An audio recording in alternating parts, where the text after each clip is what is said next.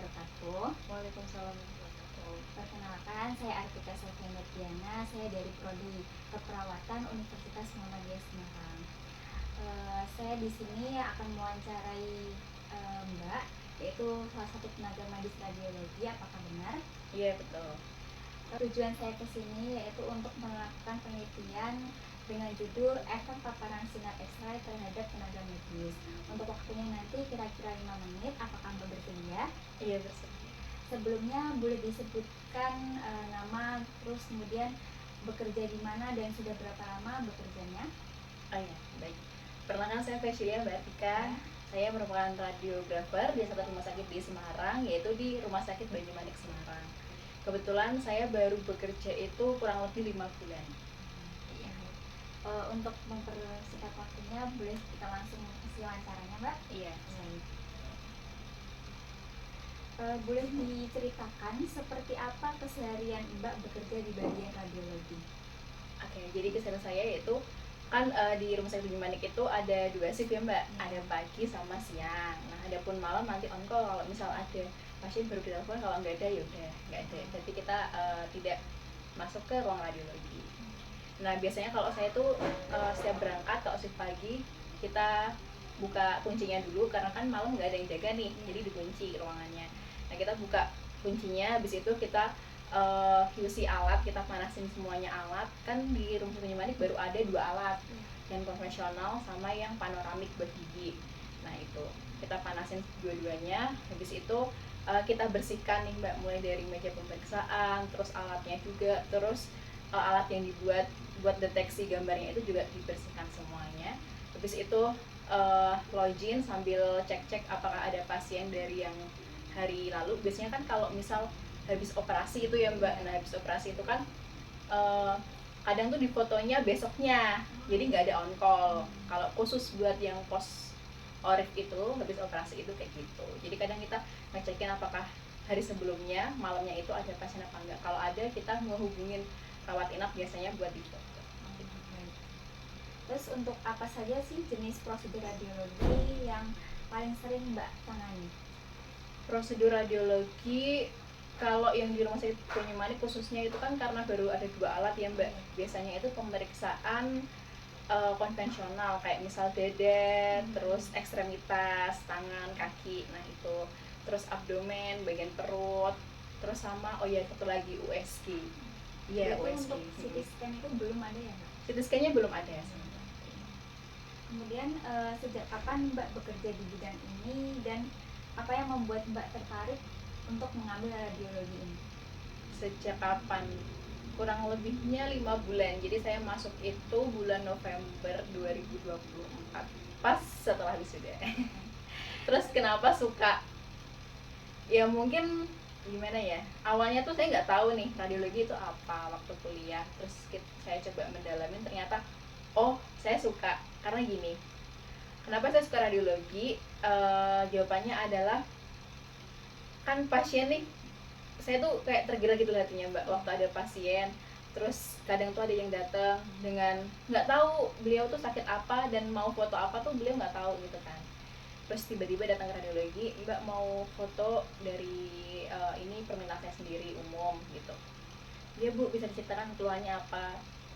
Dia bilang, saya habis jatuh Mbak, terus ini saya kok sakit ya, kadang dinaikin ke atas kok agak susah ya. Nah itu kan kadang berarti kan ada permasalahan di sini tuh. Nah itulah yang buat saya suka tuh, karena apa? Karena kan saya bisa membantu ibunya nih buat nemuin sebenarnya ibunya sakit apa sih, apakah itu ada fraktur patah tulang atau itu ada dislokasi pergeseran sendi atau gimana gitu.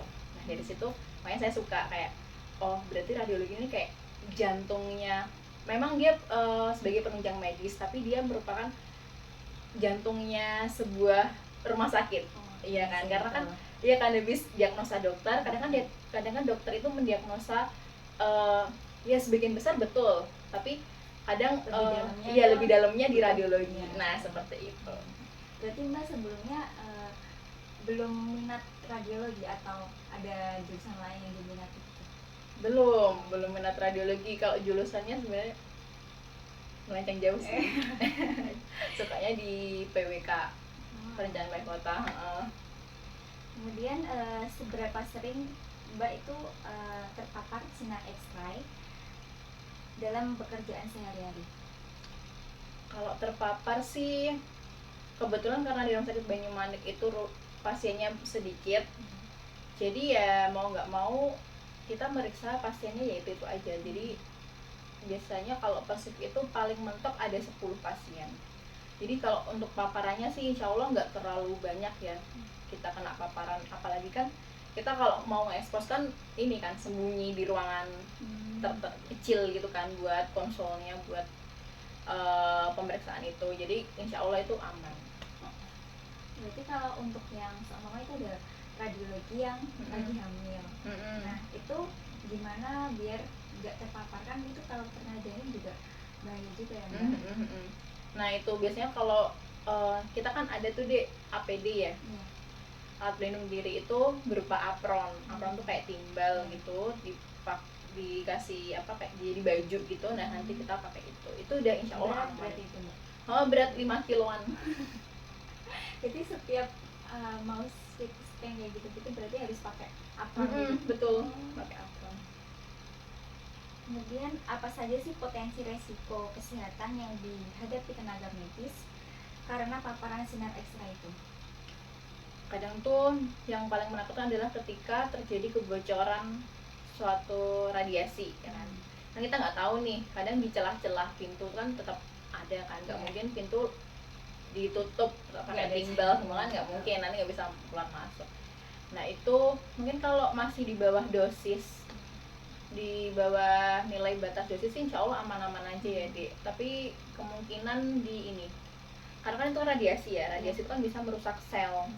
Nah kalau yang ininya ringan, kalau apa namanya efek ringan buat tubuh tuh paling ya pusing, mual. Tapi kalau udah yang bener-bener apa ya namanya besar, itu radiasinya bisa sampai ini penyakit kulit kayak merah-merah, terus kadang sampai kayak yang luka bakar gitu.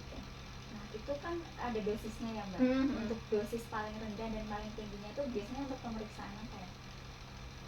Kalau paling tinggi itu konvensional yang ini spine, tulang belakang.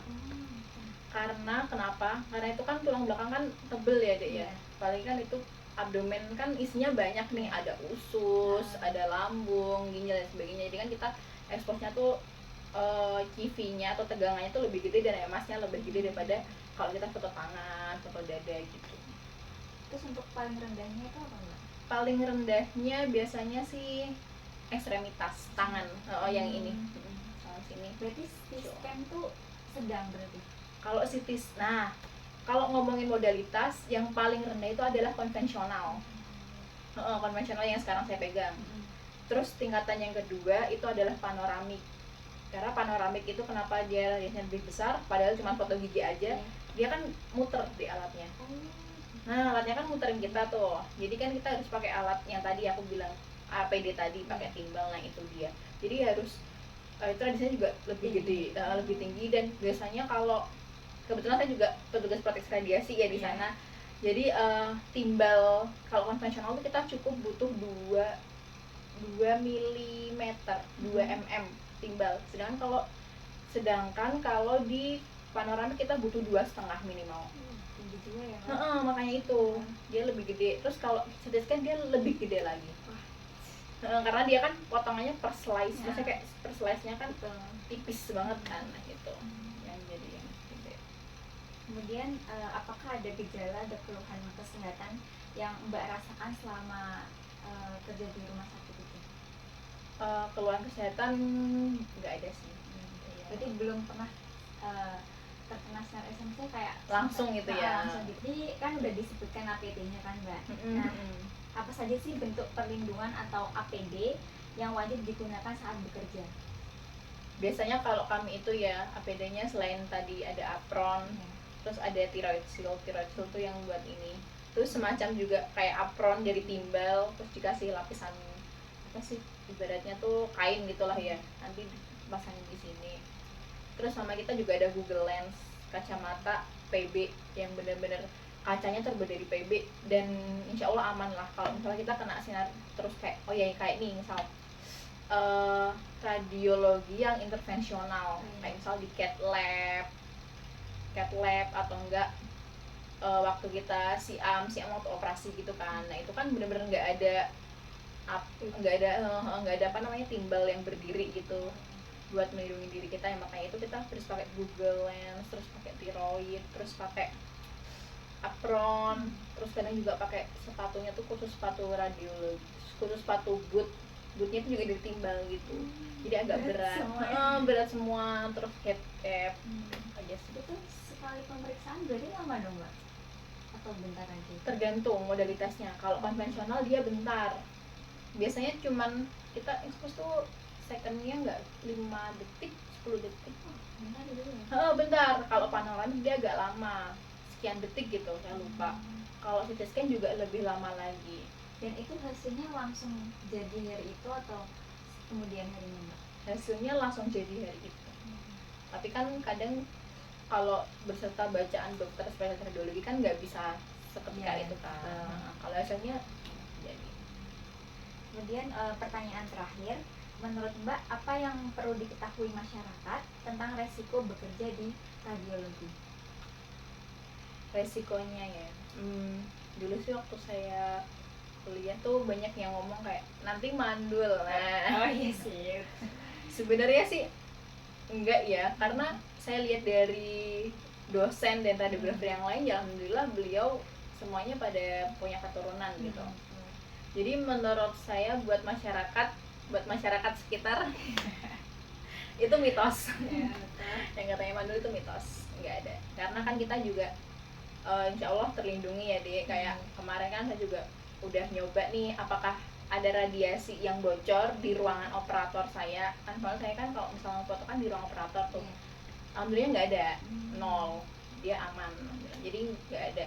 Oh sama ini mungkin karena kan kami sebagai petugas radiologi, petugas radiasi yang mana otomatis sel kita kan lebih cepat meregenerasi ya, karena kan kita terjadi radiasi, betul, radiasi secara langsung. Jadi mungkin